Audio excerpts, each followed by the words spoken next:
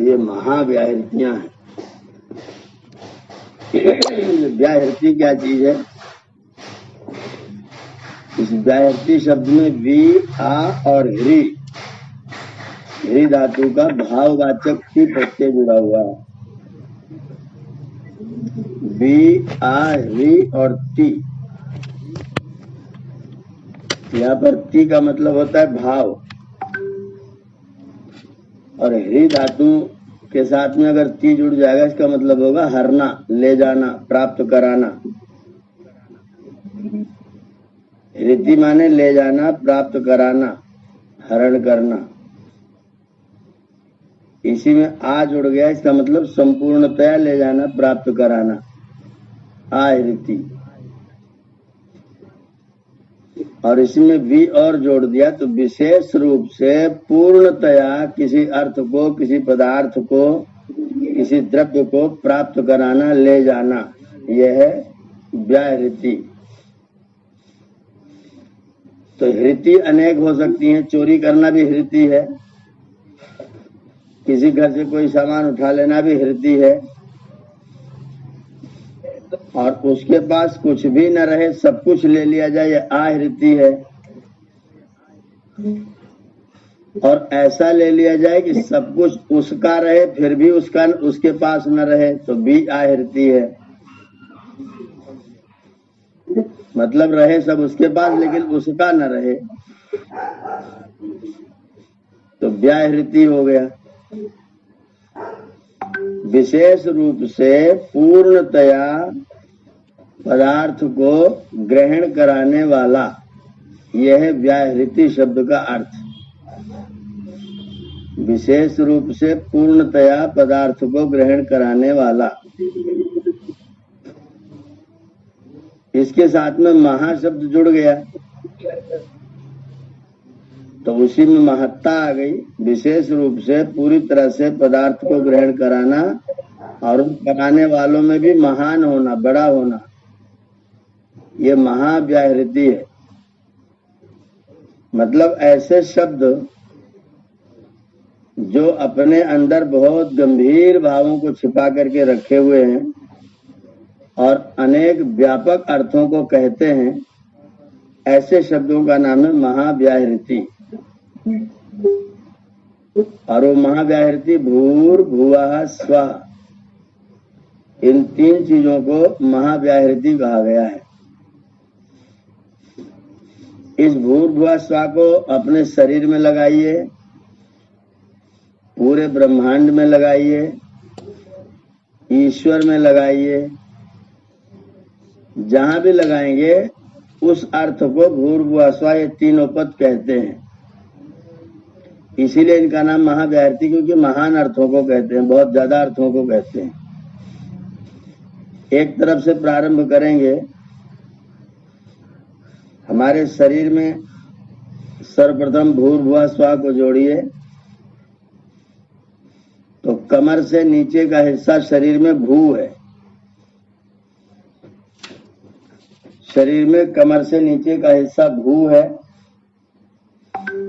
कमर से कंठ तक का हिस्सा भुवः है, और कंठ से ऊपर चोटी तक का हिस्सा स्वः है।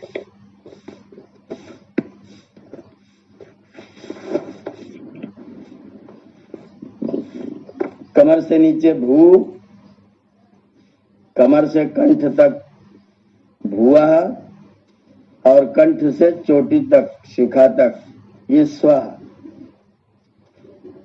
यह हमारे शरीर का भू, भुवः, स्वः है। इसी को शरीर के आभ्यंतर प्राणों में लगाइए तो भू प्राण है,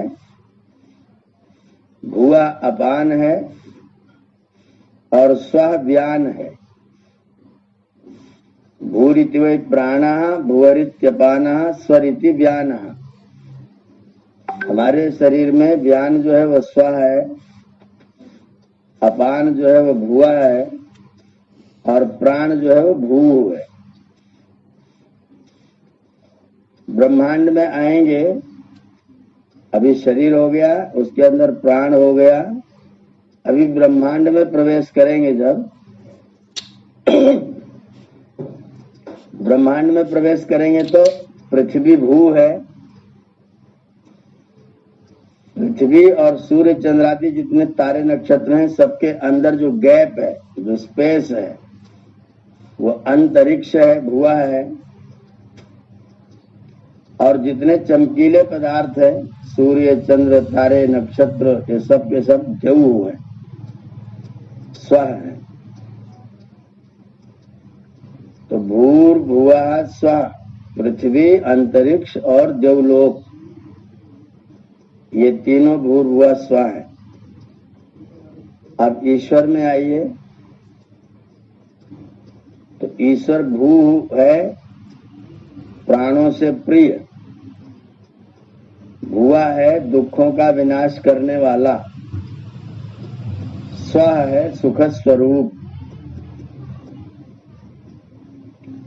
तो भूर्भुवः स्वः से ईश्वर भी आ गया, भूर्भुवः स्वः से तीनों लोक आ गए, भूर्भुवः स्वः से प्राणापान ध्यान आ गया, भूर्भुवः स्वः से आपका पूरा शरीर आ गया। विष्णु ने 3 पैरों में तीनों लोगों को नाप लिया, यह है भूर्भुवः स्वः।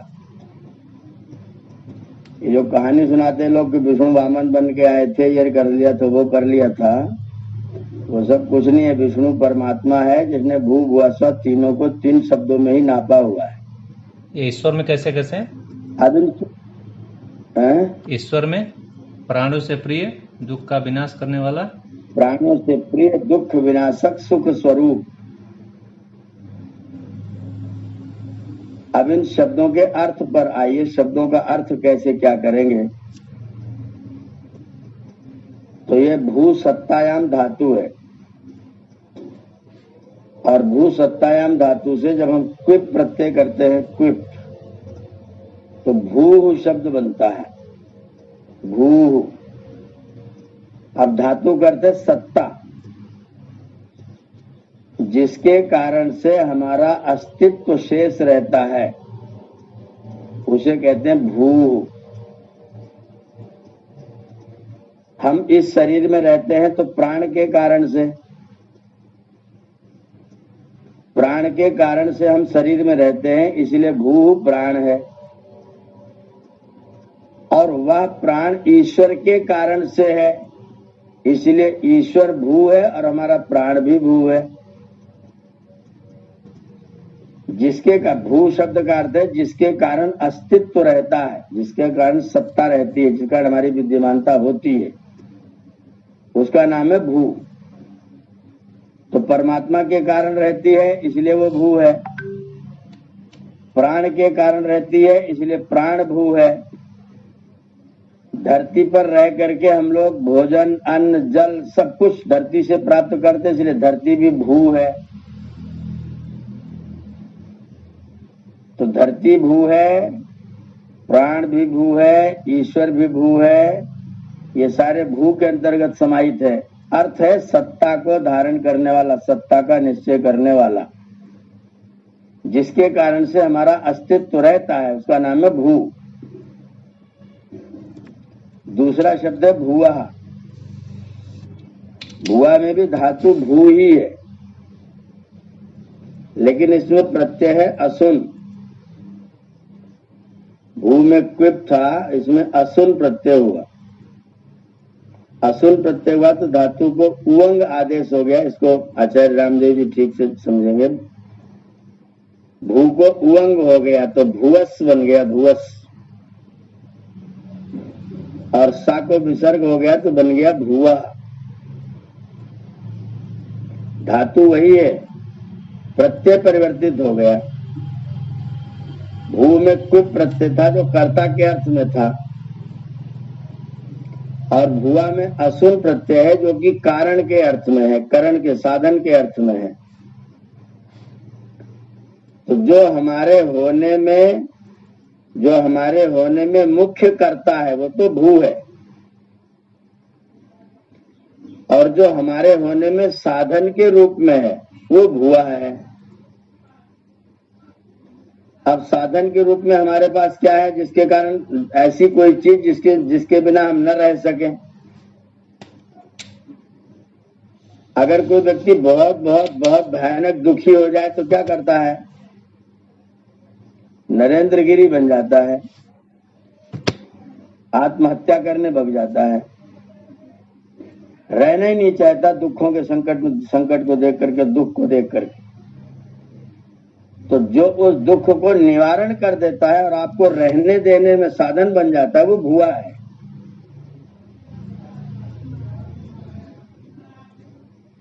जो हमारे यहाँ रहने में, हमारे यहाँ बसाने में जो साधन बन जाता है, जो कारण बन जाता है, अर्थात व्यक्ति दुख नहीं पाना चाहता, प्राणी दुख नहीं पाना, दुख से भगना चाहता है, और उस दुख से जो बचा लेता है, जिसे हम यहाँ आसानी से रह लेते हैं,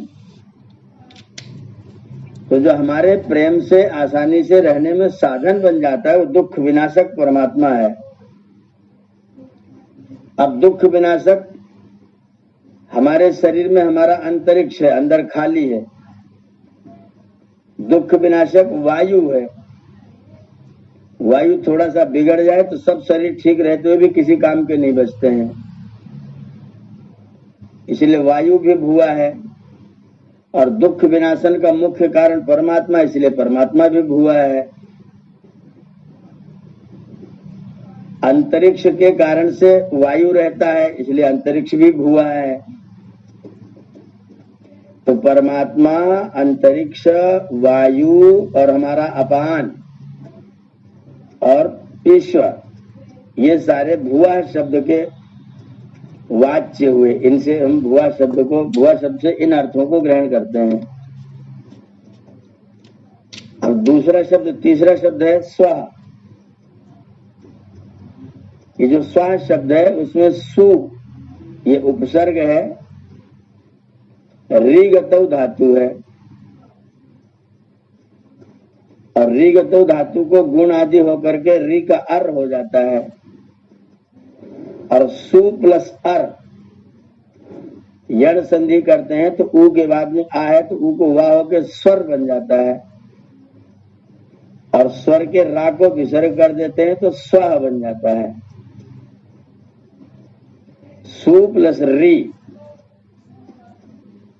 सु उपसर्ग से री धातु से स्व शब्द की सिद्धि हुई है। अब सु और री धातु का अर्थ 4 है, री का 4 अर्थ।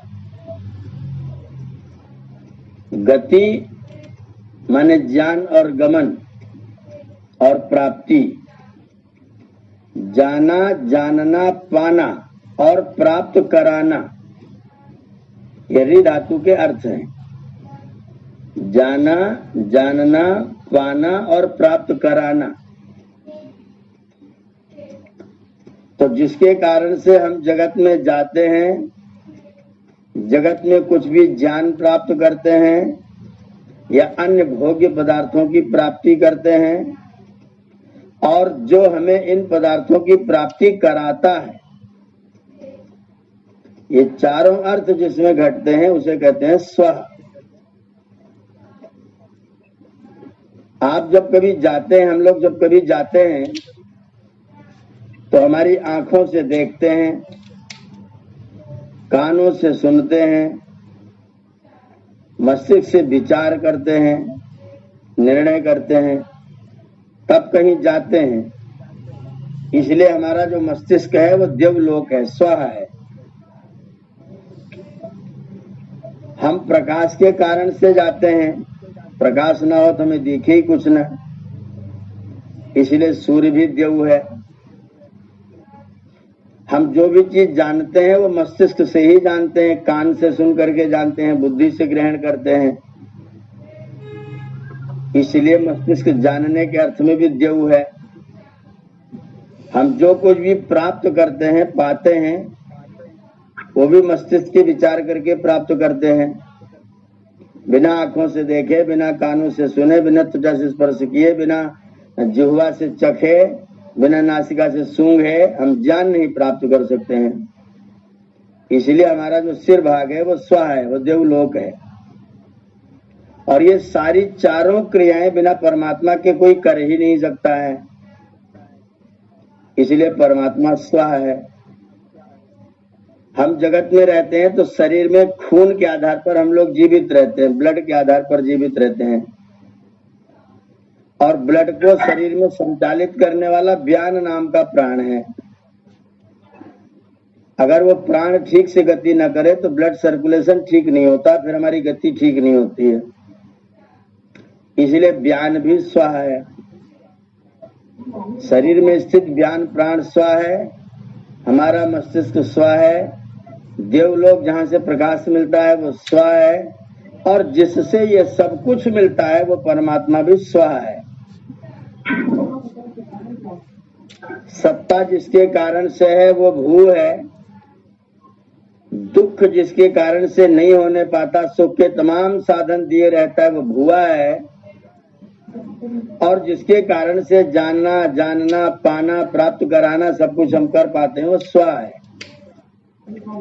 तो पूरे ब्रह्मांड को, ईश्वर को, शरीर को, प्राण जगत को, सब कुछ को ये 3 अक्षर कह देते हैं। इसलिए इन शब्दों का नाम, इन अक्षरों का नाम क्या है? महाव्याहृति। ये ऐसे शब्द हैं जो पूरे ब्रह्मांड को कह देते हैं, कुछ भी शेष नहीं रहता। जो जहां जहां से हमारे सुख के साधन पैदा होते हैं, सुख के साधन होते हैं, वो सब स्व है। देखने के लिए आंख चाहिए, आंख चले इसके लिए सूरज चाहिए। सुनने के लिए कान चाहिए, और कान में शब्द आएगा, और शब्द आकाश के कारण से हमको मिलेगा। सूंघने के लिए नासिका चाहिए, और नासिका के लिए हमको पृथ्वी चाहिए, गंध चाहिए। चखने के लिए हमको जीभ चाहिए, जीभ को ठीक रखने के लिए हमको जल चाहिए, और जल को ठीक रखने के लिए चंद्रमा चाहिए। तो पूरे शरीर का जितना भी तंत्र है वो सब का सब तंत्र देवलोक, अंतरिक्ष लोक और भूलोक से प्रवाहित है, और इन तीनों ही लोकों को व्यवस्थित रखने का काम परमात्मा का। इसलिए भू भुआ स्व सब कुछ है। वह परमात्मा भू भी है, हमारे प्राणों का भी वो प्राण है। संसार में दुख के विनाशन का इससे उपयुक्त और कोई साधन नहीं है, इसलिए वो भुआ है। और सुख प्राप्त करने का भी कोई अन्य आधार नहीं है, इसलिए परमात्मा स्व है। तो भू भुआ स्वहा तीनों अर्थ परमात्मा का वाचन करते हैं, परमात्मा को कहते हैं। और पूरे ब्रह्मांड को भी कहते हैं, आपके प्राण अपान व्यान को भी कहते हैं, आपके शरीर को भी कहते हैं। तो शरीर हो, ब्रह्मांड हो, प्राण हो, परमात्मा हो, जो भी जगत में विद्यमान है, सारे अर्थ इन 3 शब्दों में समाहित होते हैं। इसलिए इन तीनों को हम लोगों ने महाव्याहृति के नाम से पढ़ा, सुना और जाना है।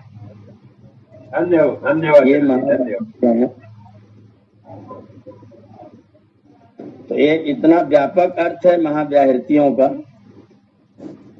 जब ये गायत्री मंत्र में ओम के साथ में जुड़ जाता है, तीनों शब्द गायत्री मंत्र में जुड़ जाता है, तो वो गायत्री ब्राह्मी गायत्री छंद बन जाता है।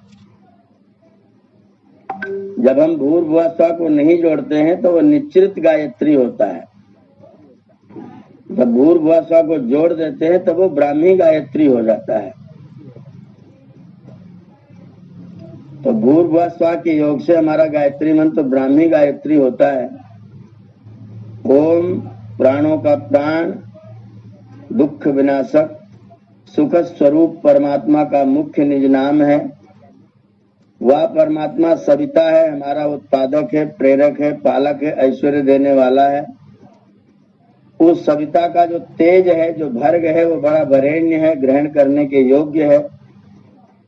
उस देवता के वरेण्य जो भर्ग है, उस भर्ग को हम लोग अपने जीवन में धीमहि धारण करें। अगर हम उसके भर्ग को अपने जीवन में धारण करेंगे तो वह परमात्मा हमको यह न धिया प्रचोदयात, हमारी बुद्धियों को सन्मार्ग की ओर प्रेरित करेगा। अगर मैंने धारण नहीं किया तो सन्मार्ग की ओर परमात्मा की प्रेरणा हमको प्राप्त नहीं होगी। हमें परमेश्वर की प्रेरणा अगर जगत में प्राप्त करनी है तो पहले सवितुर्देवस्य वरेण्यम भर्गः धीमहि, सविता देवता के वर्णीय तेज को अपने जीवन में धारण करें और धारण करने के बाद वह परमात्मा हमारी बुद्धियों को सन्मार्ग में प्रेरित करे। पहले हम धारण करें तब हम उससे प्रेरणा प्राप्त करें, बिना धारण किए प्रेरणा प्राप्त नहीं होगी। ये गायत्री मंत्र में महाव्याहृति जोड़ने से ये अर्थ हम लोग निकालते हैं। दर्शनों में, उपनिषदों में हम लोग पढ़ेंगे भूरिति वै प्राणः, भुवरित्यपानः, स्वरिति व्यानः और भू भुवः स्वः, ये तीनों मिल करके जो है वो ईश्वर के कथन करने वाले हैं। भूर्भुवः स्वः तीनों मिलकर के हमारे प्राणों के कथन करने वाले हैं। भूर्भुवः स्वः मिलकर के हमारे पूरे शरीर के तीनों भाग का कथन करने वाले हैं।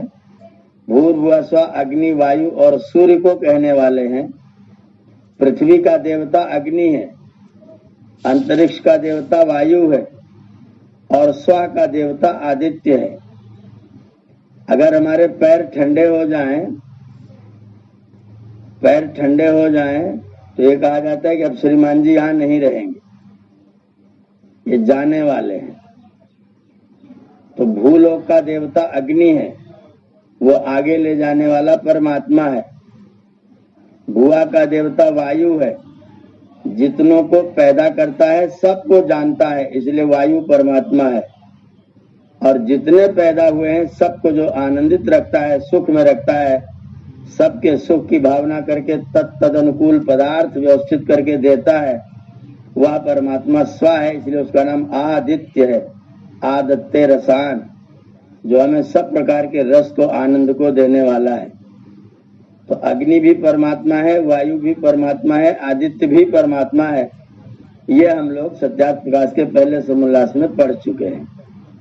जो आगे ले जाए वो अग्नि परमात्मा, जो हमें पैदा करे और हमें जाने, हमारे कर्मों को जाने, वो वायु परमात्मा, और जो हमारे कर्मों को जान करके हमको सदैव सुखी करने का प्रयत्न करता रहे, वो स्व परमात्मा। तो इस तरह से ये तीनों शब्द जो हैं वो पूरे ब्रह्मांड को कहने वाले हैं, इसलिए इनका नाम है महाव्याहृति। ओम। जो इनके विषय में किसी को मन में जिज्ञासा हो तो व्यक्त कर सकते हैं। जो आगे ले जाए वो अग्नि हुआ, और जो सुखी करता रहे वो आदित्य हुआ जी। और जो वायु है, वायु क्या? वेति जानाति सर्वान पदार्थान, जो उत्पन्न करके सबको जानता है, उत्पन्न करता है और सबको जानता है, वो वायु है।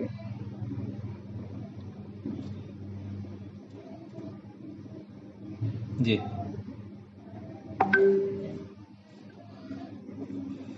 आदित्य का द्वारा बोलिए। आदित्य का जो आचार्य की, जैसे पृथ्वी का अग्नि हो गया, अंतरिक्ष का वायु हो गया, देवलोक का आदित्य, देवलोक का देवता आदित्य, और आदित्य माने आदत्य रसान, जो रसों को सबके लिए देता है, आनंद को, सुख को सबके लिए देता है, इसलिए ईश्वर का नाम आदित्य है। ये सूर्य के कई नाम है, उसकी व्याख्या कर दीजिए। सूर्य के सूर्य के नाम बहुत सारे हैं। तो जो आचार्य जी पर्यायवाची आता है, दिनकर, दिवाकर, भानु, भास्कर, जी माने अलग अलग, अर्थ अलग अलग होते हैं। जैसे कि बिल्कुल बिल्कुल जी, शब्द का अर्थ सबका अलग अलग है जी, शब्द का अर्थ सबका अलग अलग है। इसमें आदित्य नाम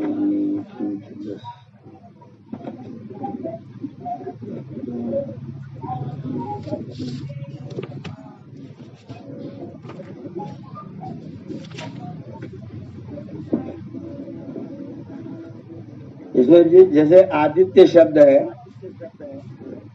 तो आदित्य माने आदत्य रसान, जो रसों को देता है, रसों को ग्रहण करता है, उसे आदित्य कहा गया है। उसका एक नाम है सविता।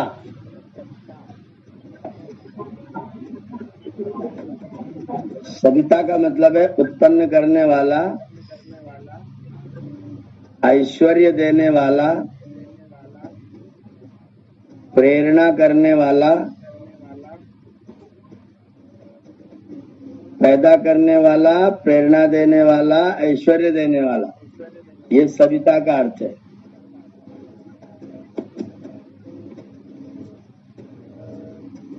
सूर्या शब्द है, सूर्य। सूर्य का अर्थ है सरति सारयति च सर्वम जगत, जो स्वयं अपनी कीली पर चलता है, घूमता है और अन्य सब पदार्थों को चलाता है। स्वयं अपनी कीली पर घूमता है और सब पदार्थों को चलाता है, इसलिए उसका नाम सूर्य है।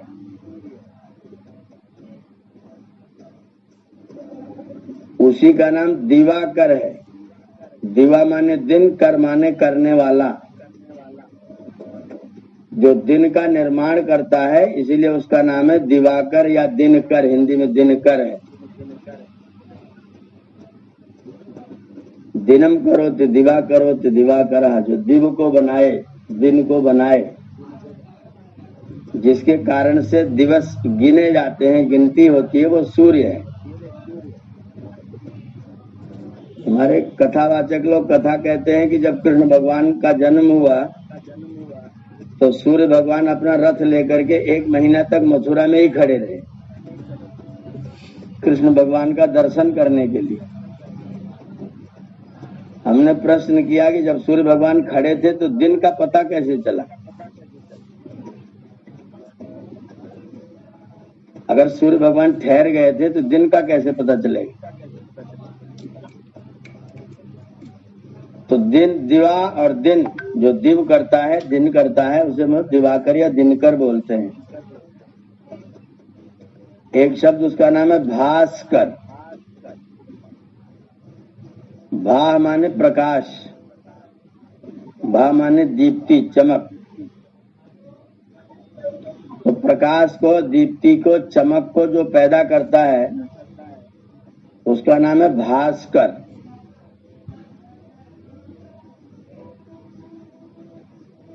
जो प्रकाश को पैदा करता है वो भास्कर, दिन को पैदा करता है तो दिवाकर, दिनकर, सबको प्रेरणा देता है, सबको उत्पन्न करता है, सबको ऐश्वर्य देता है तो सविता, अपनी कीली पर घूमता हुआ सबको घुमाता है तो सूर्य, रसों को ग्रहण करता है और रसों को देता है, प्रदान करता है तो आदित्य। इसमें निरुक्त में स्व माने आदित्य है, तो सुआह, जिसके कारण से सब लोग गति प्राप्त करते हैं,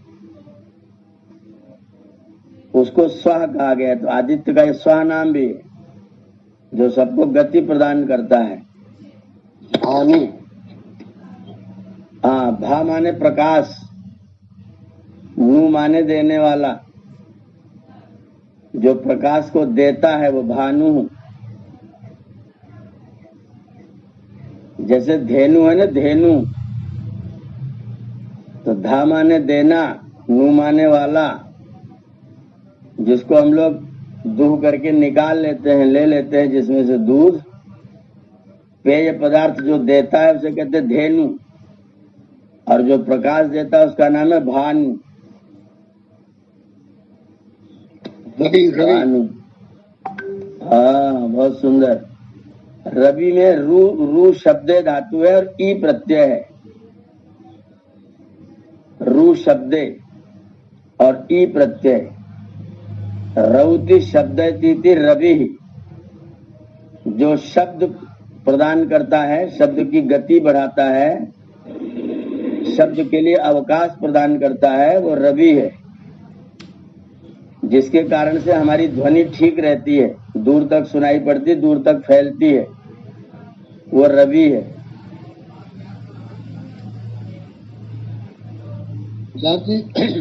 ध्वनि तो वायु से चलती है।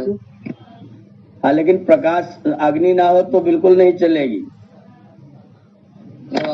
गर्मी नहीं हो तो वायु चलेगी, बढ़ेगी नहीं।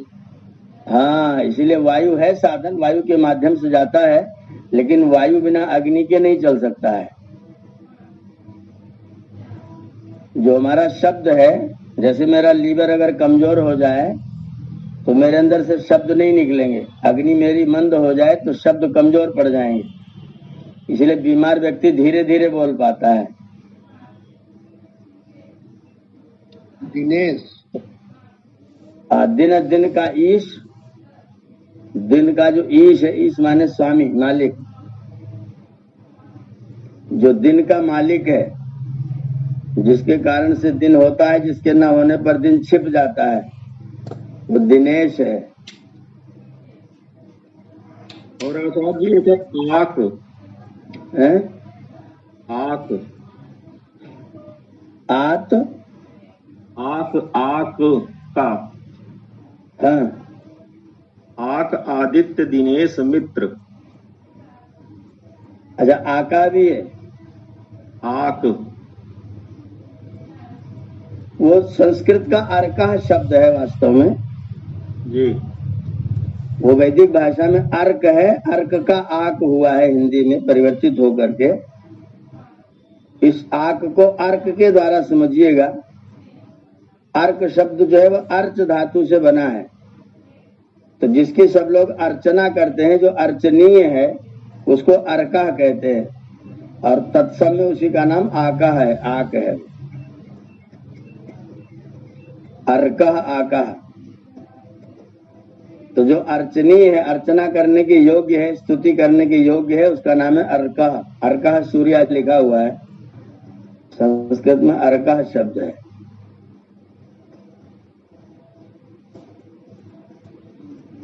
और क्या बताया था आग के बाद में? मित्र,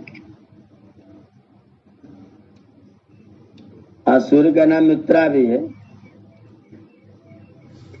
मित्रा का मतलब होता है पापा निवारे योजयते हिताय।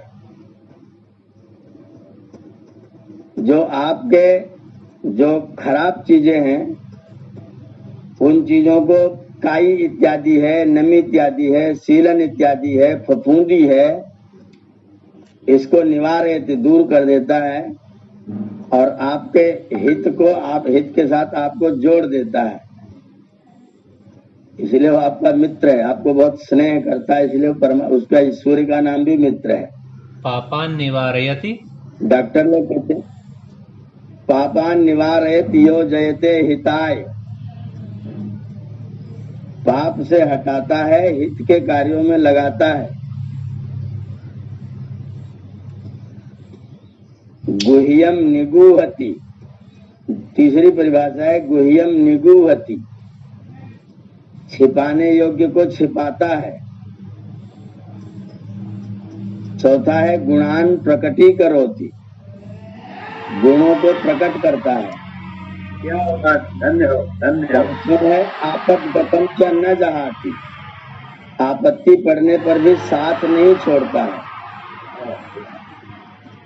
छठा है ददाति काले, समय पड़ने पर सहयोग देता है, उसे कहते हैं मित्र। सन्मित्र लक्षण मिदम प्रवदन्ति संतः, इसी को मित्र कहा जाता है।